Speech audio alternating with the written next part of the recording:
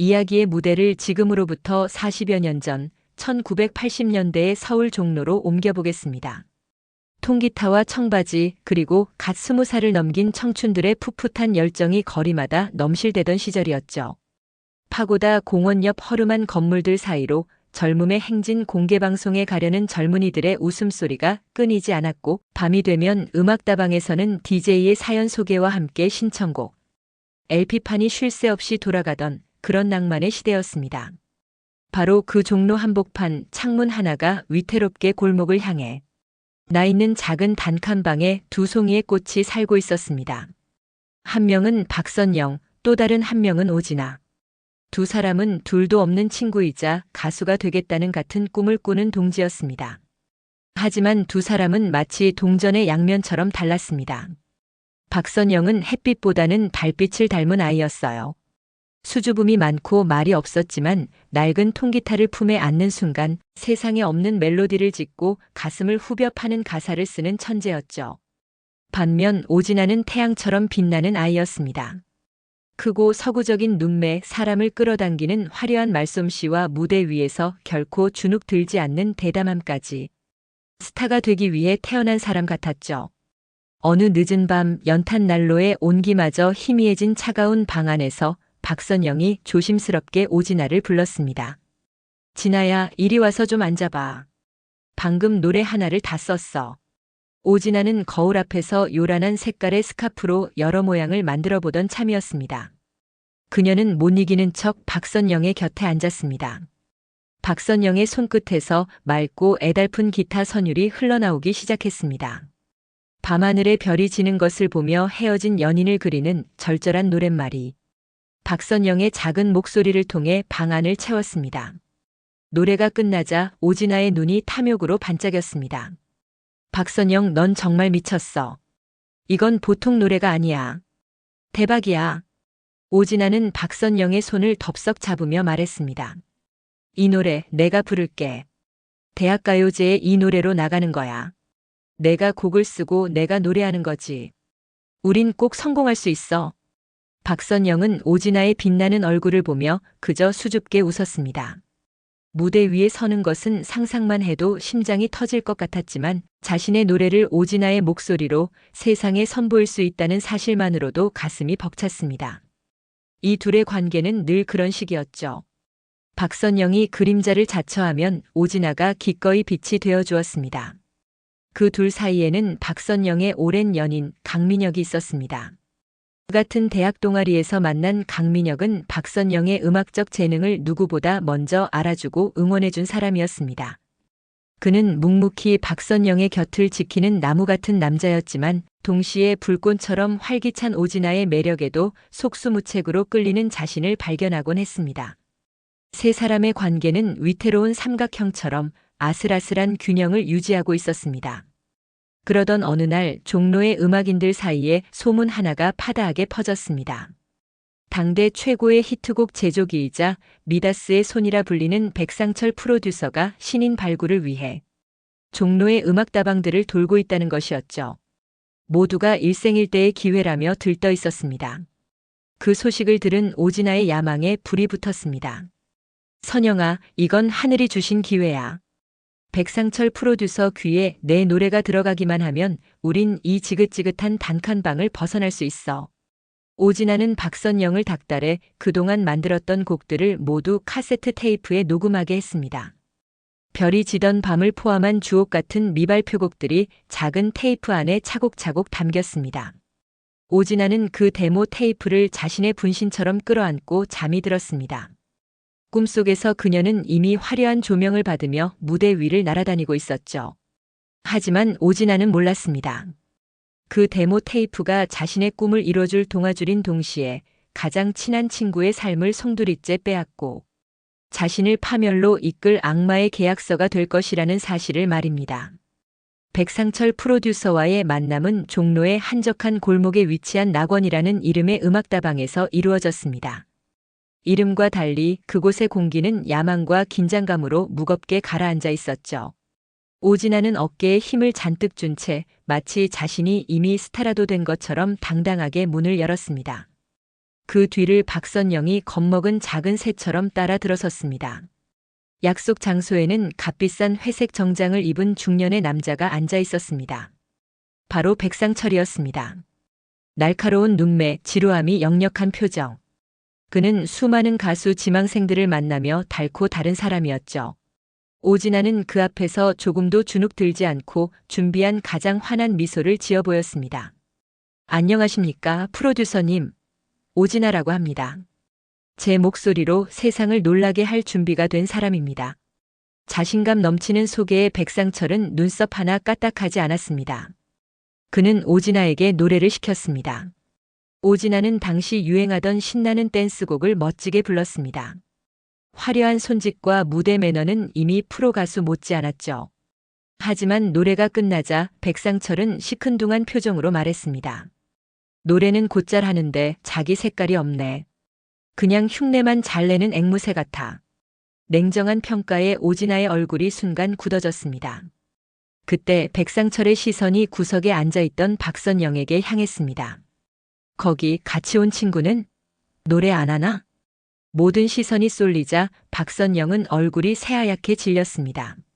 사람들 앞에 서는 것만으로도 숨이 막히는 그녀에게 노래는 불가능한 일이었습니다. 박선영은 고개를 숙인 채 기타만 만지작거렸고 결국 목소리 한 번 제대로 내지 못했습니다. 그 모습을 본 오진아는 안도감과 함께 친구에 대한 한심함이 뒤섞인 복잡한 감정을 느꼈습니다. 바로 그때였습니다. 이대로 기회를 놓칠 수 없다고 생각한 오진아가 가방에서 데모 테이프를 꺼내 들었습니다. 프로듀서님, 사실 저희가 직접 만든 곡들이 있습니다. 제 친구가 작곡을 했는데 워낙 수줍음이 많아서요. 한번 들어봐 주시겠습니까? 오진아는 박선영을 위하는 척하며 테이블 위에 낡은 카세트 플레이어에 테이프를 넣었습니다. 잠시 후 지지직거리는 잡음과 함께 별이 지던 밤의 서정적인 기타 전주가 흘러나왔습니다. 그리고 박선영의 꾸밈 없고 맑은 목소리가 다방 안을 채웠습니다. 노래가 시작된 순간 백상철의 표정이 변했습니다. 지루함이 가득했던 그의 눈에 처음으로 흥미로운 빛이 떠올랐습니다. 그는 담배를 입에 문 채 상체를 테이블 쪽으로 깊이 숙여 음악에 집중했습니다. 노래가 끝나자 그는 카세트 플레이어를 끄고는 오진아는 쳐다보지도 않은 채 박선영에게 직접 물었습니다. 이 곡 자네가 썼나? 네네 제가. 박선영이 더듬거리며 대답했습니다. 백상철은 짧게 감탄사를 내뱉더니 다시 한번 박선영을 위아래로 훑어보았습니다. 물건은 물건인데 무대에 세우기엔 영 글렀군. 하지만 곡은 진짜야. 그 순간 오진아는 온몸의 피가 차갑게 식는 것을 느꼈습니다. 왜 박선영이야?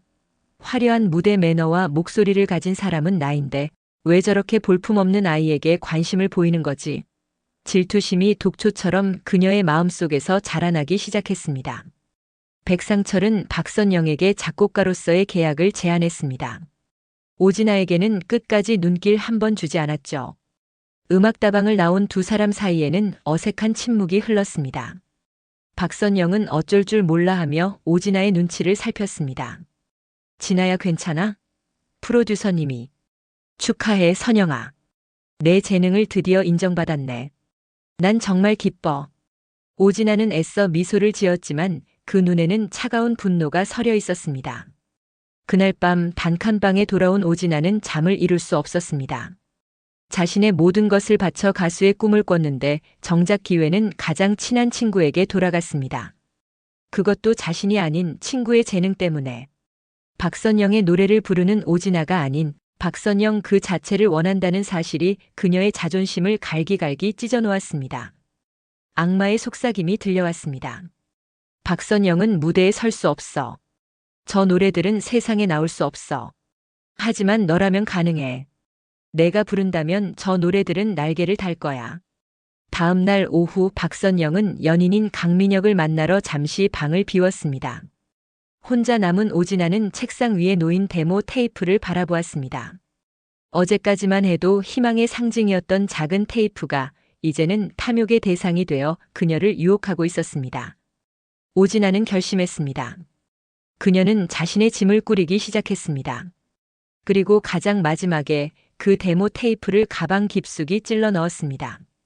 마치 뜨거운 불덩이를 삼킨 것처럼 심장이 타들어갔지만 멈출 수 없었습니다. 그녀는 떨리는 손으로 쪽지 한 장을 남겼습니다. 선영아, 미안해. 난 내 길을 가야겠어. 넌 좋은 작곡가가 될 거야. 그것은 우정의 끝을 고하는 잔인한 작별 인사였습니다. 오진아는 그렇게 박선영의 꿈과 노래, 그리고 미래까지 모두 훔쳐서 어둠 속으로 사라졌습니다. 박선영의 세상이 무너져 내리는 데는 라디오에서 흘러나오는 노래 한 곡, 고작 3분이면 충분했습니다. 며칠 동안 오진아의 행방을 찾아 헤매다 지쳐 잠시 켠 라디오에서 너무나도 익숙한 기타 전주가 흘러나왔기 때문이죠. 바로 별이 지던 밤이었습니다. 하지만 노래를 부르는 목소리는 자신의 것이 아니었습니다. 기교는 더 화려해졌고 감정은 더 과장되었지만 분명 오진아의 목소리였습니다. 라디오 DJ는 흥분된 목소리로 갓 데뷔한 신인 가수를 소개했습니다. 혜성처럼 등장한 신데렐라 GINA. 그것이 오진아의 새로운 이름이었습니다. 박선영은 숨을 쉴 수가 없었습니다. 심장이 쿵 하고 바닥으로 떨어지는 기분이었습니다. 이건 악몽일 거라고, 잘못 들은 것일 거라고 스스로를 몇 번이나 타일렀지만 라디오에서는 연일 오진아의 노래가 흘러나왔습니다.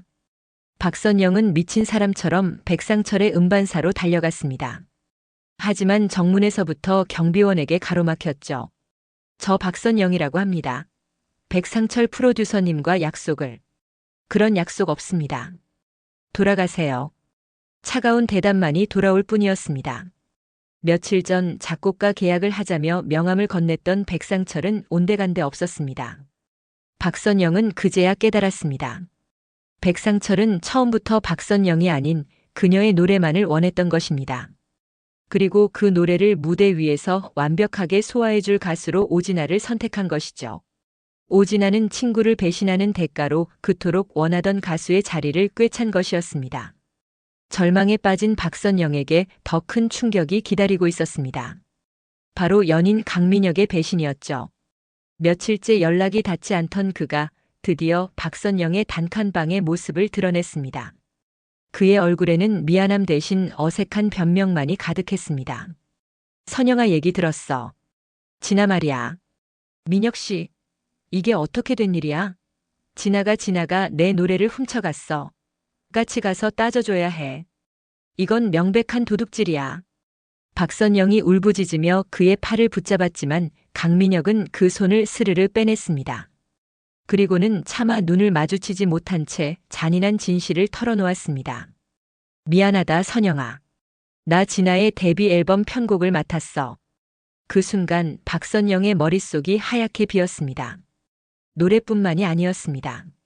오진아는 박선영의 가장 가까운 사람, 그녀의 사랑까지 빼앗아버린 것입니다. 내가 어떻게 나한테 이럴 수 있어?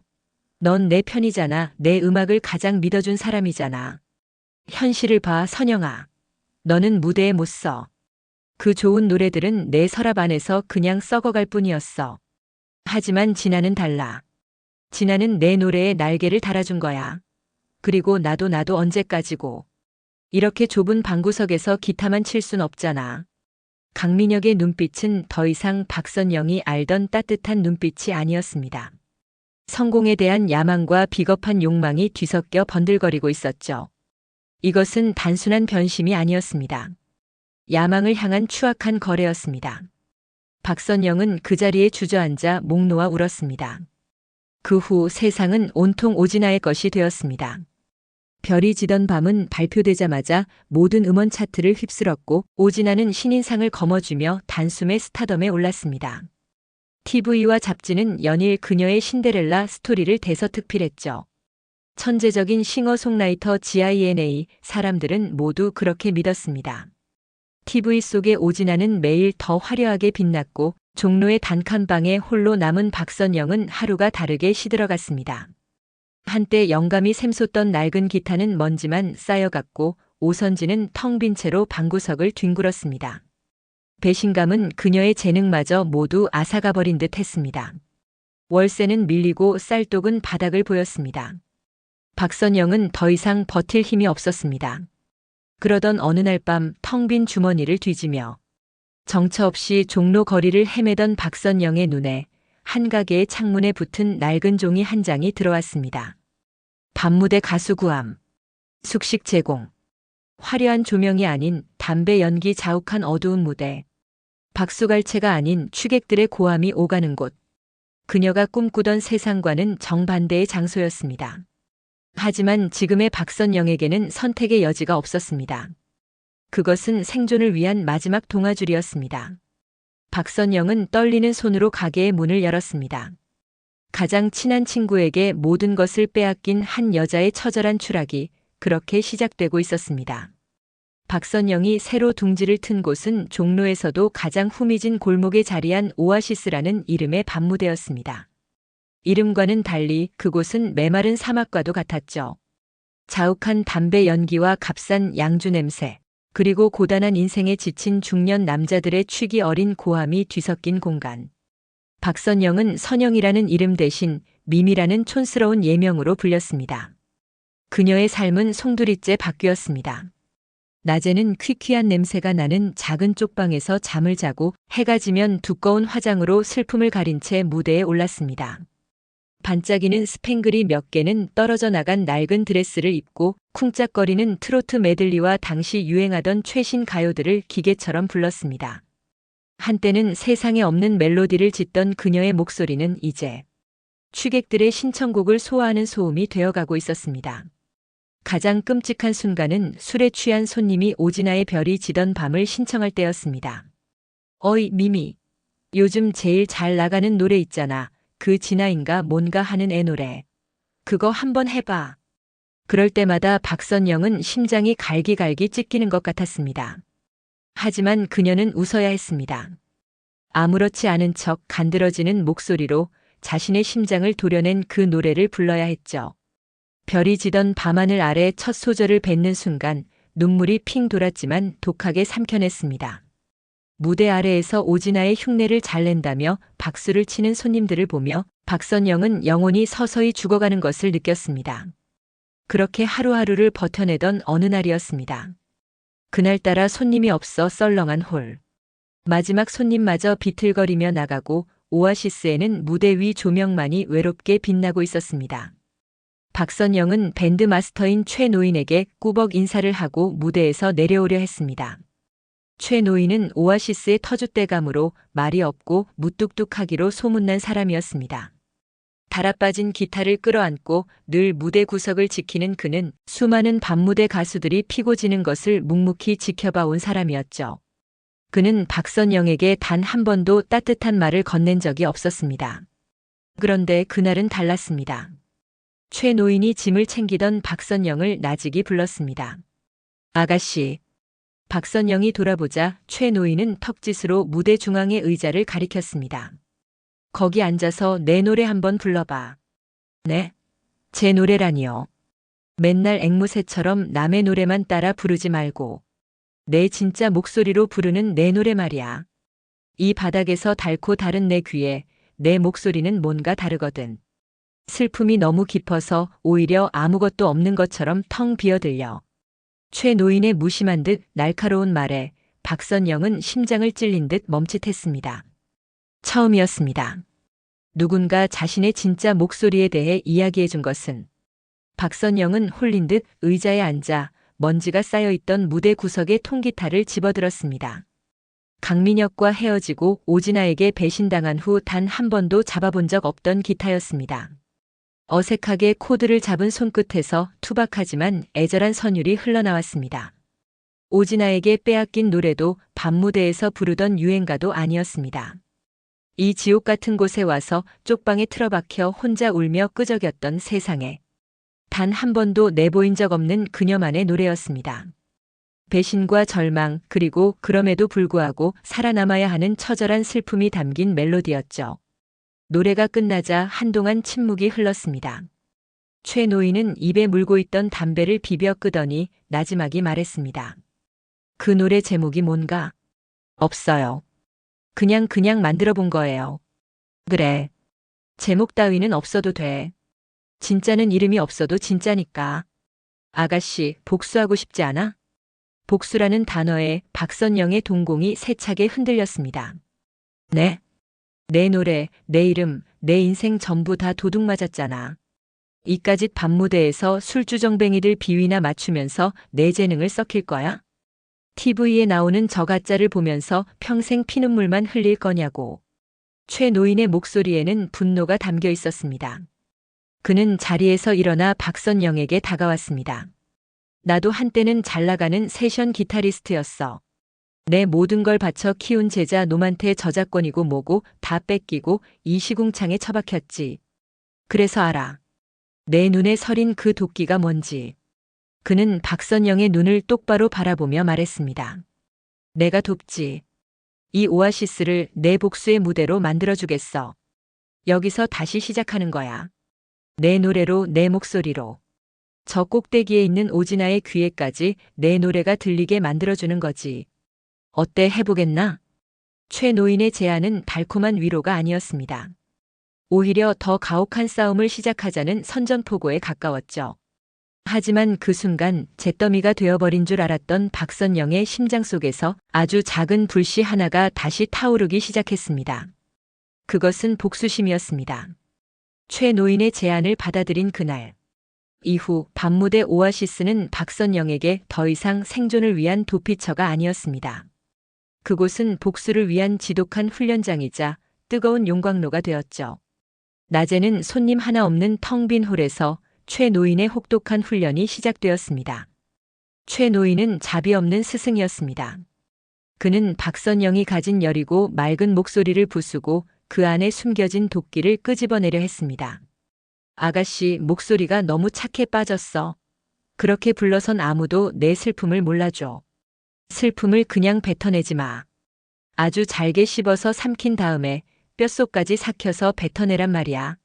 듣는 놈 심장에 비수처럼 꽂히게. 최 노인은 박선영에게 기타를 쥐어주고는 매일 새로운 곡을 써오라는 숙제를 내주었습니다. 배신당한 순간의 분노, 무대 아래에서 별이 지던 밤을 불러야 했던 치욕, 시궁창 같은 현실에 대한 절망. 그 모든 감정을 하나도 빠짐없이 음표와 가사로 토해내게 했습니다. 박선영은 잉크 대신 피눈물을 짜내는 심정으로 곡을 썼습니다. 그녀의 노래는 더 이상 아름답거나 서정적이지 않았습니다. 날카롭고 거칠었으며 처절한 절규에 가까웠죠. 그렇게 몇 달이 흘렀습니다. 박선영은 서서히 변해가고 있었습니다. 수줍음 많던 눈빛은 사라지고 그 자리에는 짙은 그늘과 함께 날카로운 안광이 서렸습니다. 그녀는 더 이상 과거의 박선영이 아니었습니다. 오직 복수만을 꿈꾸는 밤무대 가수 미미만이 존재할 뿐이었죠. 그 같은 시각 박선영의 모든 것을 훔쳐 정상에 선 오진아는 불안의 그림자에 시달리고 있었습니다. 그녀는 한강이 내려다 보이는 최고급 아파트에 살며 매일같이 쏟아지는 스포트라이트를 즐겼지만 마음 한구석은 늘 텅 비어 있었습니다. 그녀의 성공은 모래 위에 지은 성과 같았기 때문이죠. 어느 날 밤 연말 시상식에서 대상을 받고 돌아온 오진아는 거실에 놓인 트로피를 보며 강민혁에게 물었습니다. 민혁 씨, 사람들은 아직도 박선영을 기억할까? 이제는 오진아의 전속 프로듀서가 된 강민혁은 와인 잔을 흔들며 대수롭지 않게 대답했습니다. 무슨 소리야? 사람들은 박선영이 누군지도 몰라. 그 노래들은 처음부터 내 것이었어.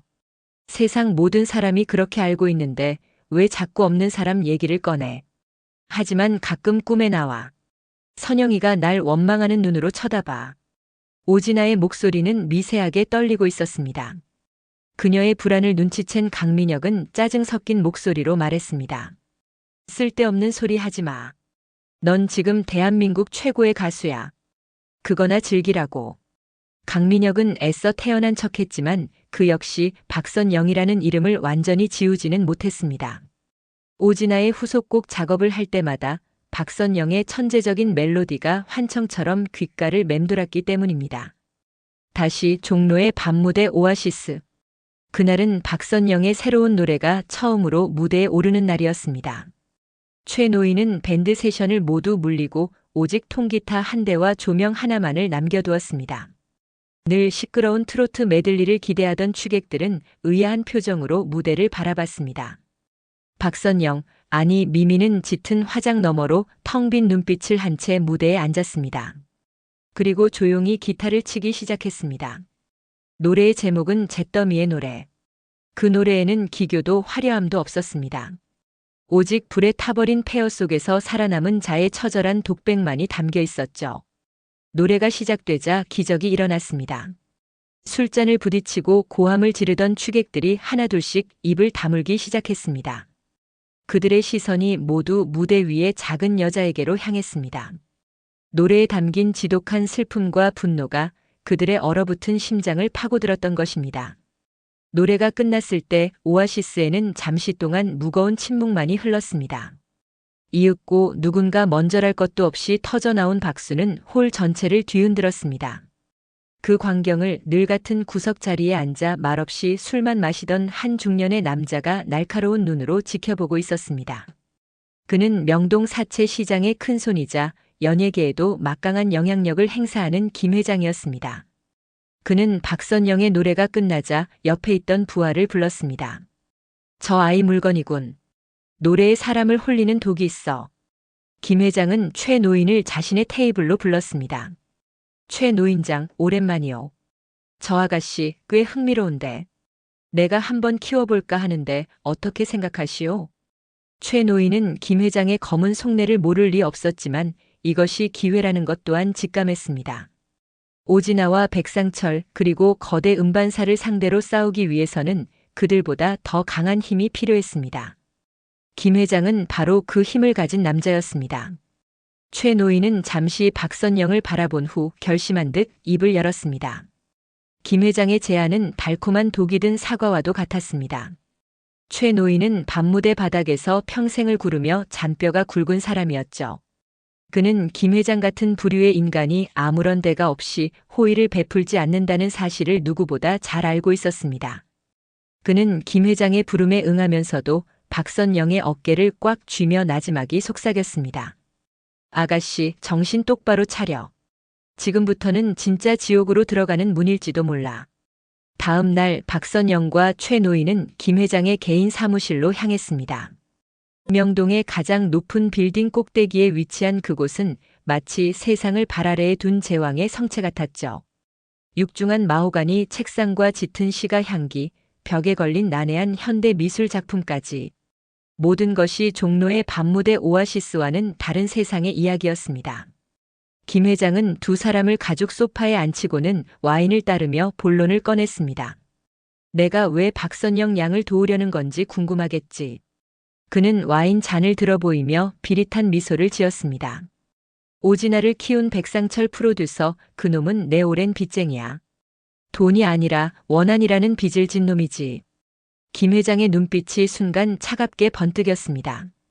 10여 년 전 김 회장은 자신의 숨겨둔 여자를 가수로 데뷔시키기 위해 백상철에게 거액의 돈을 투자했다고 합니다.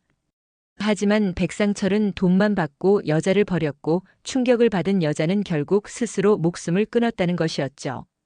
그때는 내가 힘이 없어서 당했지만 지금은 달라. 백상철이 가장 아끼는 장난감을 가장 높은 곳에서 가장 처참하게 박살 내버릴 거야. 그리고 그 장난감이 바로 오진아지. 박선영 양은 그 계획을 위한 최고의 칼이 되어줄 거고. 김 회장은 박선영에게 거부할 수 없는 제안을 했습니다. 대한민국 최고의 녹음실, 최고의 세션맨, 그리고 물량 공세를 퍼부을 홍보 마케팅까지. 오진아를 무너뜨리기 위한 모든 것을 지원하겠다는 파격적인 조건이었습니다. 그 대신 계약서의 마지막 조항은 섬뜩했습니다. 계약 기간 동안 박선영의 모든 활동과 사생활은 김 회장의 통제에 따른다. 그것은 영혼을 파는 계약이나 다름없었습니다. 최 노인의 얼굴은 굳어졌지만 박선영은 오히려 담담했습니다.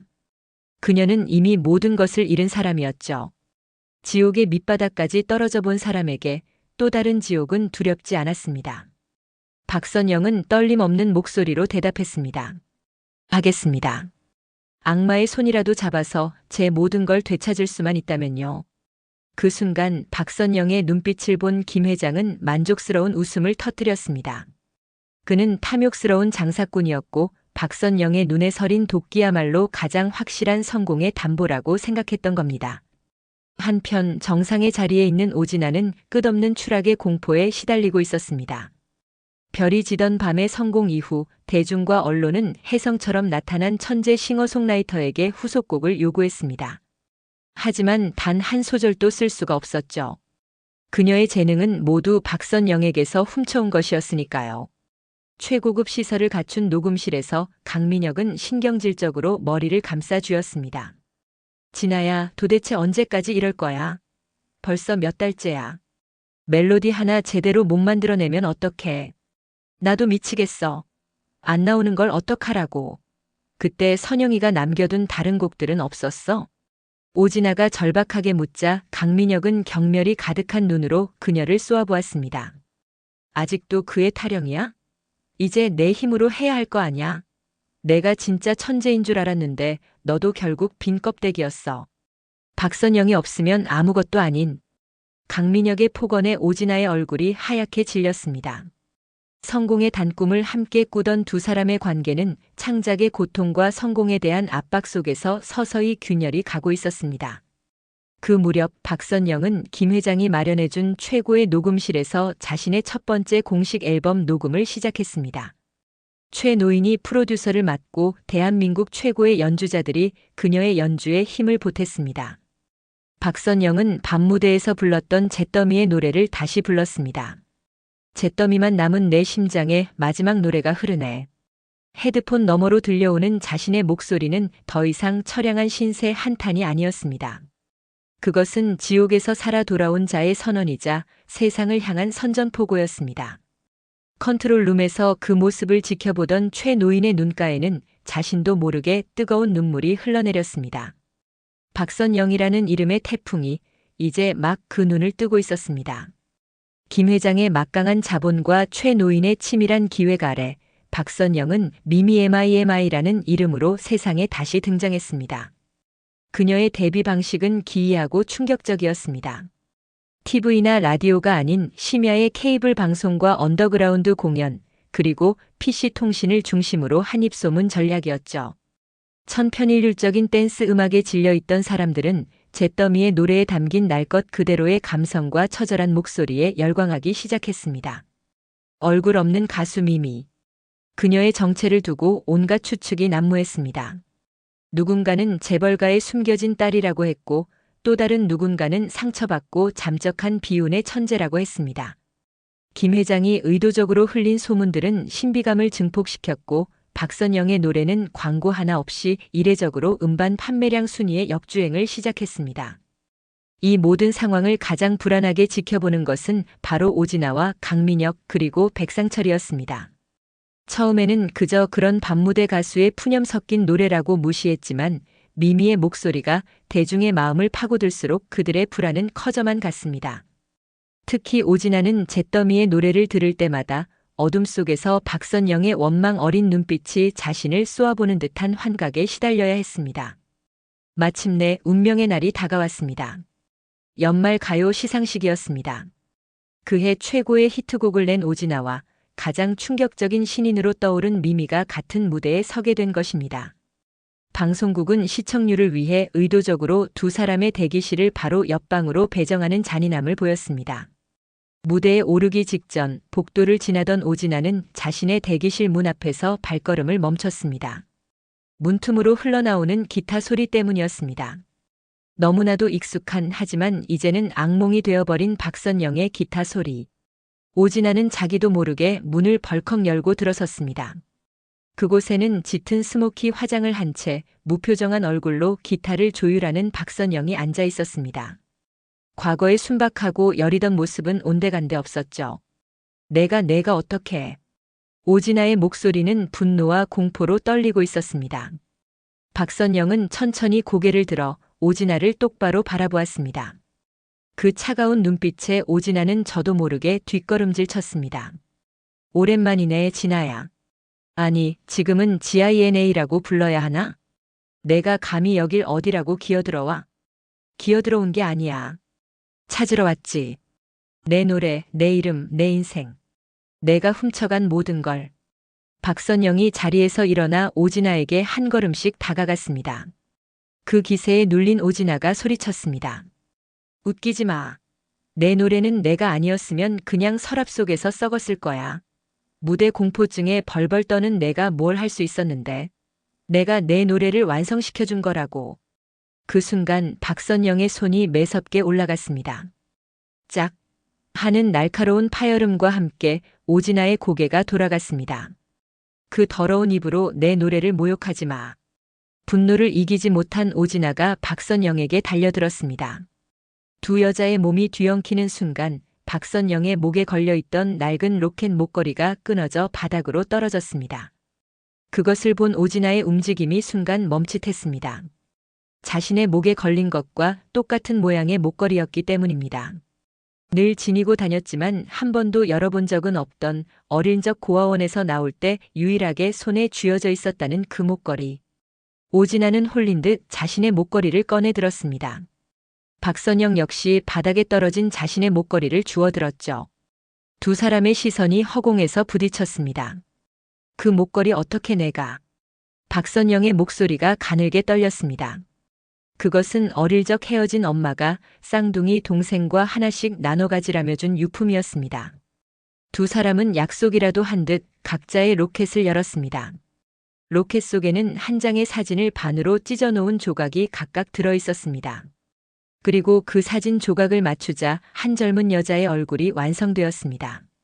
바로 두 사람의 어머니였습니다. 세상에. 이럴 수가. 가장 증오했던 친구. 내 모든 것을 앗아간 원수. 그 사람이 어릴 적 잃어버린 나의 반쪽, 나의 쌍둥이 자매였다니. 박선영과 오진아는 그 자리에 얼어붙은 채 서로를 바라보았습니다. 복수와 증오로 가득 찼던 눈에는 거대한 충격과 혼란, 그리고 형언할 수 없는 슬픔이 파도처럼 밀려오고 있었습니다. 두 자매의 비극적인 운명이 가장 화려한 무대 뒤편에서 잔인한 진실을 드러낸 순간이었습니다. 시간이 멈춘 듯한 대기실 안 박선영과 오진아는 서로의 손에 들린 로켓 목걸이에서 눈을 떼지 못했습니다. 증오와 복수심으로 들끓던 감정의 소용돌이 속으로 자매라는 믿을 수 없는 진실이 거대한 파도처럼 밀려 들어왔습니다. 지난 세월의 모든 순간들이 주마등처럼 스쳐 지나갔습니다. 함께 웃고 떠들던 연습실에서의 기억, 서로를 질투하고 미워했던 순간들, 그리고 서로의 심장에 비수를 꽂았던 배신의 날까지. 그 모든 것이 하나의 거대한 운명의 장난처럼 느껴졌습니다. 먼저 침묵을 깬 것은 박선영이었습니다. 그녀의 목소리는 물에 젖은 솜처럼 무겁게 가라앉아 있었습니다. 그래서였구나. 내 노래를 처음 들었을 때 낯설지가 않았던 게, 내 심장이 멋대로 반응했던 게. 오진아는 하염없이 눈물만 흘렸습니다. 언니라는 말은 차마 입 밖으로 나오지 못하고 목구멍 안에서 뜨거운 덩어리가 되어 터져 나왔습니다. 그때 대기실 문을 두드리는 소리가 들렸습니다. 미미 씨, 스탠바이 하셔야 합니다. 방송 스태프의 목소리는 두 사람을 잔인한 현실로 다시 끌어냈습니다. 곧 시상식의 클라이맥스가 시작될 시간이었습니다. 박선영은 무대에 올라 잿더미의 노래를 불러야 했고 오진아는 대상 트로피를 받아야 했습니다. 박선영이 비틀거리며 자리에서 일어서자 오진아가 다급하게 그녀의 팔을 붙잡았습니다.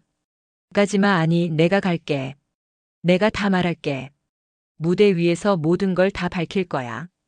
박선영은 그런 오진아의 손을 뿌리쳤습니다. 그녀의 눈빛은 더 이상 분노가 아닌 깊이를 알 수 없는 슬픔으로 가득 차 있었습니다. 아니, 이건 더 이상 너와 나 둘만의 문제가 아니야. 박선영은 대기실 문을 열고 나가려다 마지막으로 오진아를 돌아보며 말했습니다. 내가 받아야 할 벌은 법이든 대중의 심판이든 달게 받아. 하지만 그 전에 우리가 왜 이렇게까지 되어야 했는지 그 이유부터 알아야겠어. 잠시 후 시상식 무대의 모든 조명이 한 곳으로 쏟아졌습니다. 올해의 대상 수상자로 GINA의 이름이 호명되었습니다. 관객들의 환호 속에서 오진아는 하얀 드레스를 입고 무대 위로 올랐습니다. 하지만 그녀의 얼굴은 금방이라도 부서질 것처럼 창백했죠. 트로피를 건네받은 오진아는 마이크 앞에 섰습니다. 그리고 준비된 수상 소감이 아닌 전혀 다른 이야기를 꺼내기 시작했습니다. 이 상은 제 것이 아닙니다. 장내가 순간 술렁였습니다. 제가 오늘 이 자리에서 부른 별이 지던 밤은 제 노래가 아닙니다. 이 노래의 진짜 주인은 한때 제게 가장 소중한 친구였고 이제야 알게 된 제 단 하나의 가족인 박선영이라는 작곡가입니다. 오진아의 충격적인 고백에 객석은 물론 방송을 지켜보던 모든 사람이 얼어붙었습니다. 카메라는 당황한 강민혁과 백상철의 얼굴을 번갈아 비췄습니다. 그들의 얼굴은 사색이 되어 있었죠. 오진아는 눈물을 흘리며 모든 진실을 토해냈습니다.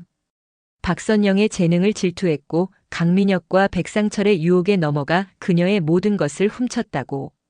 그리고 잠시 후 미미라는 이름으로 무대에 오를 가수가 바로 박선영이라고 밝혔습니다. 모든 시선이 무대 뒤편으로 쏠렸습니다. 이윽고 어둠 속에서 통기타를 든 박선영이 걸어 나왔습니다. 그녀는 짙은 화장을 지워낸 본래의 얼굴을 하고 있었습니다. 박선영은 떨리는 목소리로 마이크 앞에 섰습니다. 저는 오늘 복수를 위해 이 무대에 섰습니다. 하지만 이제는 압니다. 진정한 복수는 그들을 파멸시키는 것이 아니라 빼앗겼던 내 삶을 되찾고 용서하는 것에서부터 시작된다는 것을요. 박선영은 기타를 치기 시작했습니다. 하지만 그 노래는 잿더미의 노래가 아니었습니다. 아주 오래전 가수가 꿈이었던 동생을 위해 만들어주었던 세상에 단 한 번도 공개된 적 없던 맑고 서정적인 멜로디였습니다. 두 개의 별이라는 제목의 노래였죠. 우리는 어둠 속을 헤매던 두 개의 작은 별 멀리서 서로를 그리워했네. 박선영의 목소리가 울려 퍼지자 무대 위에 주저앉아 있던 오진아는 오열하기 시작했습니다.